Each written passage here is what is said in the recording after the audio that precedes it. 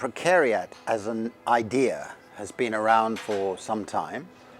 It means basically people who are precarious, who are living in conditions of insecurity, and at the same time they're supplicants. They have to ask for favors. They don't have rights. The prekariat is a new class of people in a more fragmented society in which we have a plutocracy, an oligarchy at the top.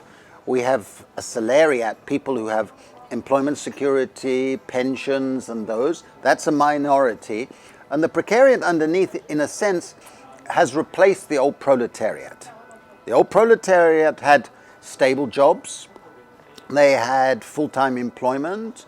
They had certain entitlements linked to labor. Whereas the prekariat now has a life of unstable labor. They are expected to be flexible and insecure in their labor. They don't have a strong occupational identity. In other words, they cannot define themselves in clear occupational terms. And at the same time, people in the prekariat have to do a lot of work that is not labor. In other words, a lot of work for which they're not paid. They have to network, they have to retrain, they have to apply for jobs, they have to be filling in forms, they have to be waiting around. So the amount of work they have to do is considerable, and they don't get paid for that.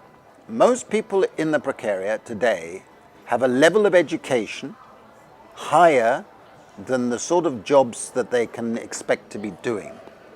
And the final thing that I think is very important to understand is that people in the prekariat are losing rights. They feel that more and more they're not going to get civil rights, they're not going to get access to justice, they're losing social rights, they don't get state benefits as a right, and they're losing political rights in a funny sort of way because they don't feel the political mainstream represents their interests and concerns.